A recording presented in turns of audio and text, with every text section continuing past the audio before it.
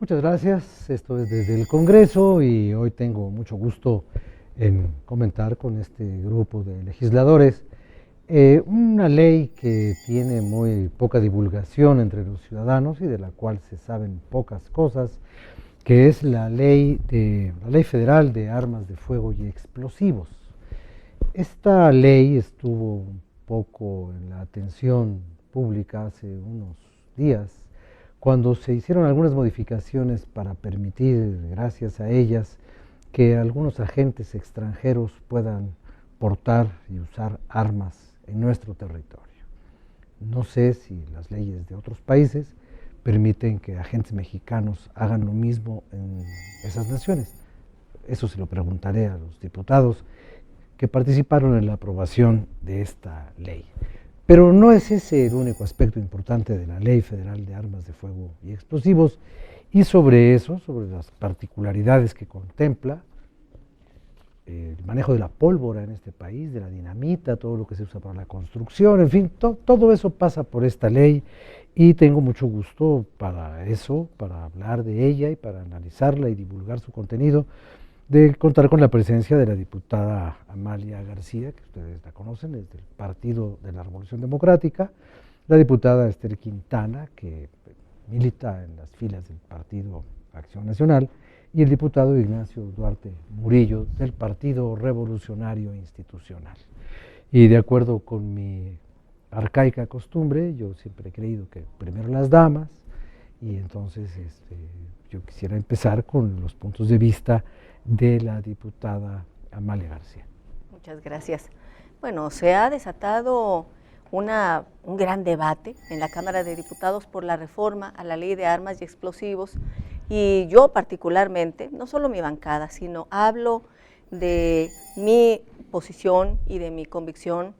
Considero que es un error haber reformado la Ley de Armas y Explosivos para que se permita que haya personas de corporaciones extranjeras.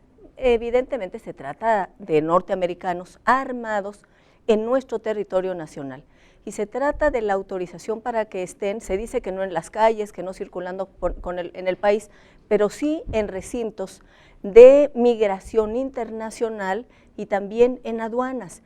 ¿Y por qué mi objeción? Primero, porque queda clarísimo, de acuerdo con la Constitución, si la leemos puntualmente, que quien tiene la autoridad, la capacidad, la encomienda para garantizar la seguridad en territorio nacional es el propio Estado mexicano. Y entonces esto parecería como una concesión o una aceptación de incapacidad, de tal manera que tengan que llegar aquí personal armado de corporaciones extranjeras a nuestro país, en nuestro territorio, en los aeropuertos del país, en los puertos del país. Por supuesto que en la frontera norte y en la frontera sur, en todos los lugares donde haya tránsito de migración internacional y donde haya aduanas y armados. Me parece que esto no se sostiene, es no solamente inconstitucional, sino que resulta muy preocupante. Y lo que yo he dicho es que hay dos conceptos de seguridad que están a debate en el mundo. El concepto de seguridad nacional, que es el concepto de los Estados Unidos, de su seguridad nacional, y el concepto de seguridad humana, sobre todo en el caso de migrantes, que tiene que poner en el centro la protección y el respeto a las personas, porque antes que migrantes son personas con derechos. Pues muchas gracias, diputada García Medina. Hasta donde entiendo, lo que se permite es que la gente del US Customs, por ejemplo, participe en las aduanas mexicanas en labores de supervisión. Pero también entiendo que las aduanas mexicanas tienen otras labores de supervisión de otros agentes extranjeros. Por ejemplo, esta gran corporación suiza que se encarga de la revisión segunda en las aduanas mexicanas. La primera revisión la hacen los mexicanos, que revisan el 1% de lo que llega, y después llegan los suizos y revisan el 1% de lo que no se revisó, pero bajo sus propias reglas de lo que ellos llaman la surveillance. Entonces ahora tenemos suizos, tenemos gringos, armados.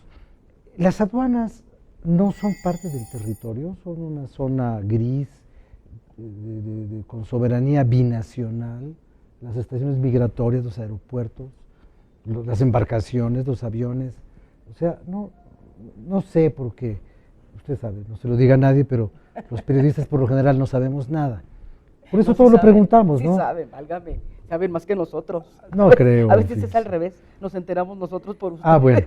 Bueno, pero yo sí confieso la Sí, amplitud de mi ignorancia, Sí. y por eso le pregunto, los aeropuertos, No, pues son parte del territorio nacional, eso está fuera de discusión, y todo el espacio ¿y los aéreo. extranjeros armados también? A ver, ¿O a cómo ver. está? No Ahí sé, vamos. no entiendo. Yo quisiera, en primer lugar, muchas gracias por esta invitación y No, tener al diálogo contrario, con gracias. Amalia y con el señor diputado del PRI.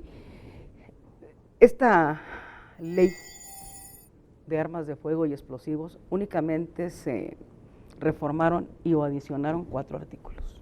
¿Sí? Y yo quiero citar de manera textual lo que dice la exposición de motivos. O sea, ¿cuál es el objeto o el objetivo de esta reforma? Y lo dice claramente. Dice, generar una nueva regulación encaminada a fortalecer los procesos de cooperación migratoria y aduanera de México con el resto del mundo, con el objeto de hacer más eficiente el flujo de personas y mercancías, abatiendo costos y tiempos, impulsando un mayor beneficio económico para nuestro país.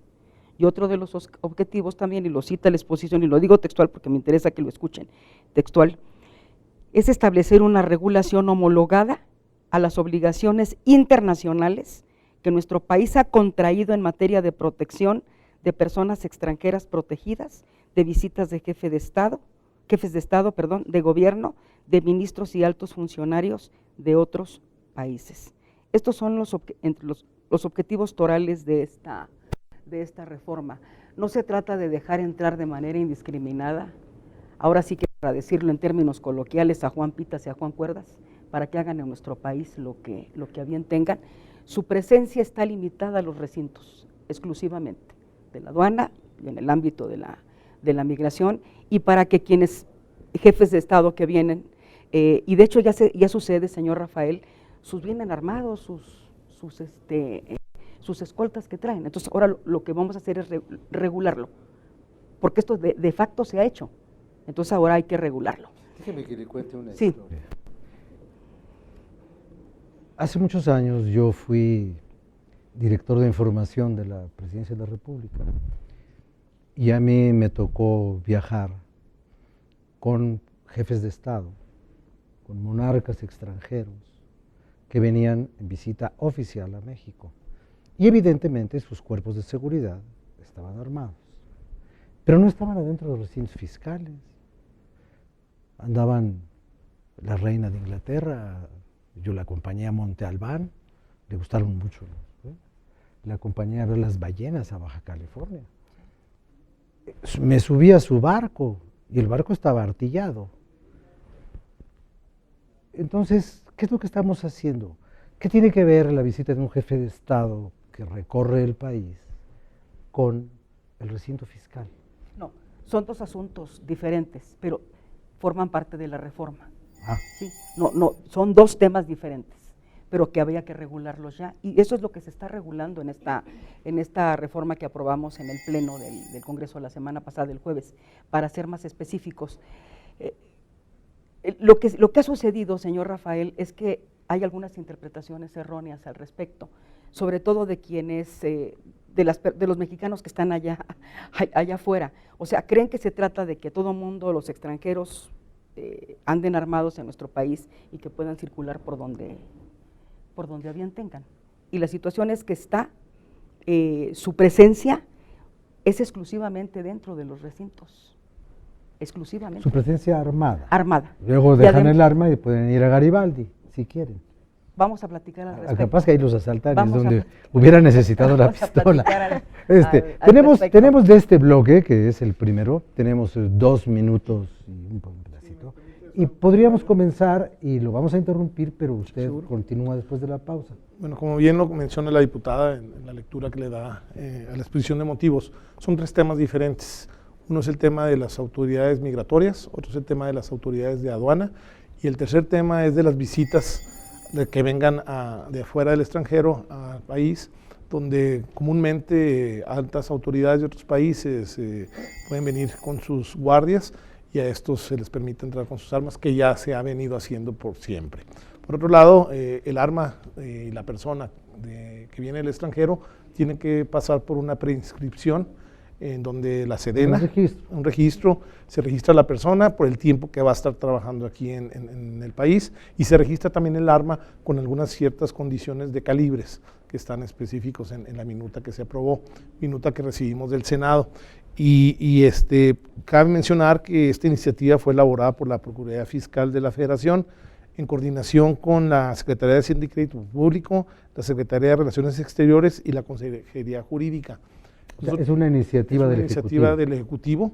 La recibimos y creo yo, como bien lo mencionan las compañeras, el tema se da en los medios de comunicación con una cierta falta de información, y muchas veces nos enteramos por los mismos medios de comunicación de estas inquietudes y estas quejas, cuando se nos decía en donde nosotros vivimos que cualquier extranjero iba a poder entrar al territorio mexicano. Y así no portando armas. Permítame un segundito, vamos a hacer una pequeña pausa. Ahorita regresamos para que usted concluya con su idea. Volvemos con la diputada Amalia y malas noticias para James Bond. Sus armas eran de utilería, fueron para la película. Ni crean que James Bond anduvo aquí armado. No lo vamos a permitir.